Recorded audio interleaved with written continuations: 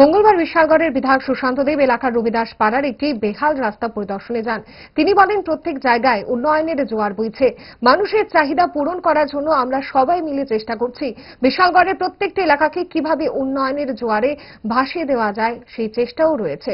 270 metre রাস্তার কাজ এভাবে বেহাল দশা হতো না যদি 25 বছরের তৎকালীন সরকার কিছু কাজ করত। সে সময় বিশালগড়ে বিন্দুমাত্র উন্নতি হয়নি। শীঘ্রই এই রাস্তাটি মেরামত করা হবে বলে জানান বিধায়ক। গতকালকে হঠাৎ একটা নিউজ দেখলাম, বিধায়ক কথা দিয়ে কথা রাখেনি। তো এটা মানুষ বলতে পারে, এটা খারাপ পাওয়ারও কোনো বিষয় না। আসলে 25 বছরে এই সিপিএম এর অপশাসন এই রাজ্যের এই বিশালগড়ের বিন্দুমাত্র ডেভেলপমেন্টের জন্য কাজ করেনি। না হলে 25 বছরে যদি কাজ করা হতো রাস্তাঘাটের এই অবস্থা থাকতো না। তো অ্যাকচুয়ালি এটা ভুল বার্তা গিয়েছে মানুষের কাছে।